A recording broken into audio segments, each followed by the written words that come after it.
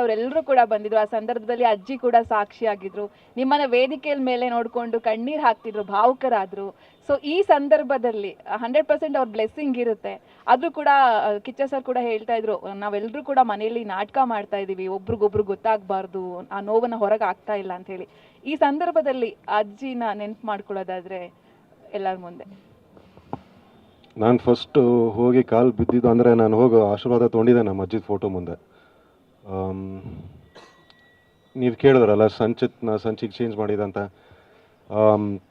ನನ್ನ ತುಂಬ ಪ್ರೀತಿಯಿಂದ ಕರೀತಾ ಇದ್ದಿದ್ದು ಸಂಚಿನೇ ನಮ್ಮ ಅಜ್ಜಿ. ಸೊ ಅದು ಬೆಳೀತಾ ಬೆಳೀತಾ ನನಗೀಗ ಆ್ಯಕ್ಚುಲಿ ಮೋಸ್ಟ್ ಆಫ್ ದ ಇಂಡಸ್ಟ್ರಿಯಿಂದ ಆಗಿರ್ಬೋದು, ಫ್ರೆಂಡ್ಸ್ ಆಗಿರ್ಬೋದು, ಎಲ್ಲರೂ ನನಗೆ ಸಂಚಿ ಅಂತಲೇ ಕರೆಯೋದು.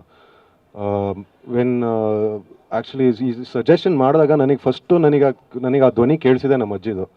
ಸೊ ನನಗೆ ಒಂದು fraction of a second I said ಇಡೀ ನನಗೆ I don't have a problem. ಅಂದರೆ ಅದು ಸಂಚಿತ್ ಆಗಿರಲಿ ಸಂಚಿ ಆಗಿರಲಿ, ಇಟ್ಸ್ ಓಕೆ ಅಂದರೆ. ಬಟ್ ನೀವು ಎಸ್ ಅಫ್ಕೋರ್ಸ್ ತುಂಬ ಮಿಸ್ ಮಾಡ್ಕೊತೀವಿ. ಬಟ್ ಅಟ್ಲೀಸ್ಟ್ ನಾವೆಲ್ಲಿದ್ರು ಈಗ ನೋಡ್ತಾ ಇದ್ದಾರೆ. So that is one belief. ಯಾಕೆ ಕೇಳಿದೆ ಅಂತ ಹೇಳಿದ್ರೆ, ಮಗ ಅಷ್ಟು ದೊಡ್ಡ ಸಾಧನೆ ಮಾಡಿದ್ರು ಕೂಡ ನಿಮ್ಮನ್ನ ವೇದಿಕೆಯಲ್ಲಿ ನೋಡ್ಕೊಂಡು ಭಾವುಕರಾಗ್ತಾರೆ ಅಂತ ಹೇಳಿದ್ರೆ ಅವರ ಮನಸ್ಥಿತಿ ಹೇಗಿತ್ತು ಅನ್ನೋದೊಂದು, ಅಂದ್ರೆ ಅಷ್ಟು ಸರಳವಾಗಿ. ಐ ಮೀನ್ ಚಿಕ್ಕ ವಯಸ್ಸಿಂದ ನೋಡ್ಕೊಂಡ್ ಬಂದಿರೋದಲ್ವಾ. ಆ್ಯಂಡ್ ನಾವು ತುಂಬ ಹತ್ತಿರವಾಗಿದ್ವಿ ನಾವು. ಅಂದರೆ ಪ್ಲಸ್ ನನಗೆ ಏನೇ ಇದ್ರು ನನಗೆ ಇಂಡಸ್ಟ್ರಿಯಲ್ಲಿ ಹತ್ರ ಒಳ್ಳೇದಾಗ್ಲೂ ಫಸ್ಟ್ ನಾನು ಹೋಗಿ ಹೇಳ್ತಾ ಇದ್ದಿದ್ದು ಅವ್ರಿಗೇನೆ. ನನಗೇನಾದರೂ ಬೇಜಾರಾಗಿದ್ರು ಫಸ್ಟ್ ಹೋಗಿ ಹೇಳ್ತಾ ಇದ್ದಿದ್ದು ಅವ್ರಿಗೇನೆ.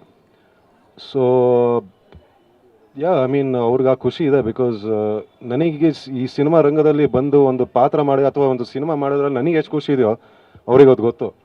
ಸೊ ನನ್ನ ಖುಷಿಯಲ್ಲಿ ಅವ್ರ ಖುಷಿ ಇದೆ ಅಂತ ನನಗೆ ಅದು ಗೊತ್ತು. ಸೊ